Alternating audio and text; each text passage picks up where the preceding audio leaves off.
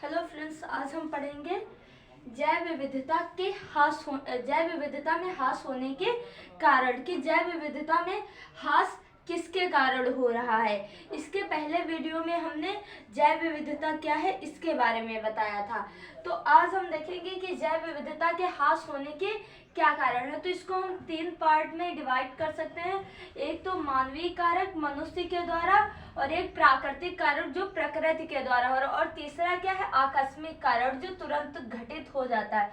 तो सबसे पहले मानवीय कारक क्या है। तो मानवीय कारक में औद्योगिकरण, नगरीकरण, शिकार जो होते हैं, और क्या है आवास विनाश, ये जितने भी कारण हैं ये सब क्या है मनुष्य के द्वारा ही होने वाले कारण, जैसे आवास खंडन, विदेशी जाति का रोग, अतिशोषण, जलवायु परिवर्तन। जब अब अगला देखते हैं प्राकृतिक कारण। प्राकृतिक कारण में कैसे है, जैसे तापमान वृद्धि, ये एक प्रकार से मनुष्य के द्वारा ही होता है।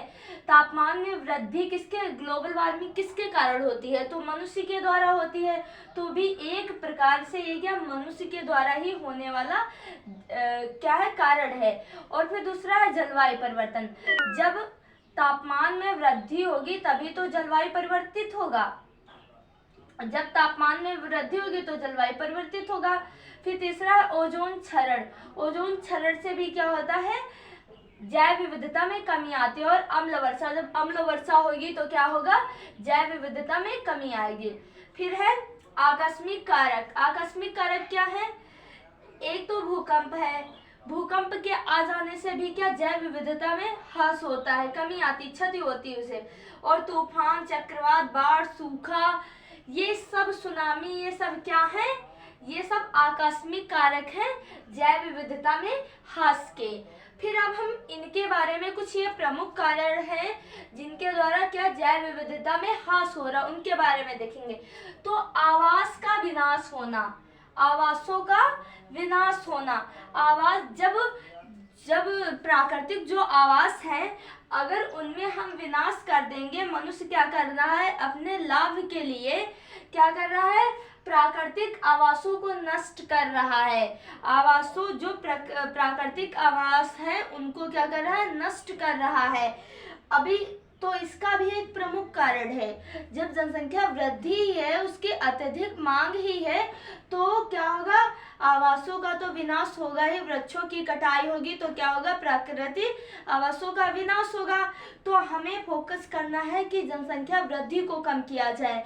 जनसंख्या वृद्धि से ही जितने भी कारक हैं, जितने भी प्रदूषण है, सब जनसंख्या वृद्धि से ही हो रहा है, और ये मनुष्य के द्वारा ही हो रहा है।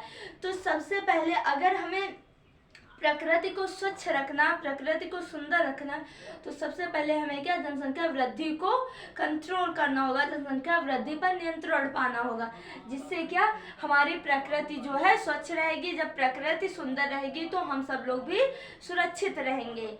तो फिर दूसरा क्या, आवास खंडन। जो प्रकृति के बड़े बड़े आवास होते हैं उनको क्या किया जाता है, वहाँ पे मनुष्य क्या करता है, जैसे अपनी रोडें, जो रोड होती हैं और कारखाने होते हैं, घर होते हैं, उनको क्या करता है, बना लेता है। जिससे क्या होता है, जो प्राकृतिक आवास हैं उनमें क्या होता है खंडन, वो अलग अलग में जैसे दो भाग में विभाजित हो गए। तो वहां पर क्या होता है, उनका जो प्रकृति का आवास होता है उसे नष्ट कर दिया जाता है मनुष्य के द्वारा। वहां पे विभिन्न चीजें स्थापित कर दी जाती हैं। फिर तीसरा विदेशी जाति का आगमन। विदेशी जाति का आगमन क्या होता है, जब किसी स्थान पर दूसरी जाति आ जाती है तो वो क्या करती है, दूसरे जीवों को नष्ट करके खुद अपने आप में विकसित होने लगती है, जो दूसरे जीवों को क्या कर देती है, नष्ट कर देती है। और इस जाति के आने से क्या होता है, हमारी जैव विविधता है जो उसमें क्या ह्रास होता है। फिर अगला है रोग। विभिन्न प्रदूषण के कारण विभिन्न रोग हो रहे हैं, जिससे क्या हो रहा है, हमारी जैव विविधता में क्या कमी आ रही है। फिर है अतिशोषण। हम प्राकृतिक जो संसाधन है उनका अतिशोषण कर रहे हैं।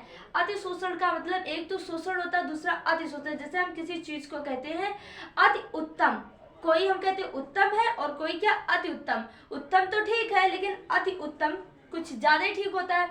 तो इसमें शोषण, इसका मतलब शोषण हो रहा है, मतलब विनाश हो रहा। विनाश तो काफ़ी हद तक हो रहा है, लेकिन अति शोषण मतलब बहुत अधिक विनाश हो रहा है, ये अति तक पहुंच गई है। तो क्या हो रहा है, जो प्राकृतिक आवास है, प्राकृतिक संसाधन, उनका क्या अति शोषण हो रहा है, उनका बहुत अधिक विनाश हो रहा है। फिर छठा है जलवायु परिवर्तन। इसमें हमने पहले ही देख लिया था जलवायु परिवर्तन।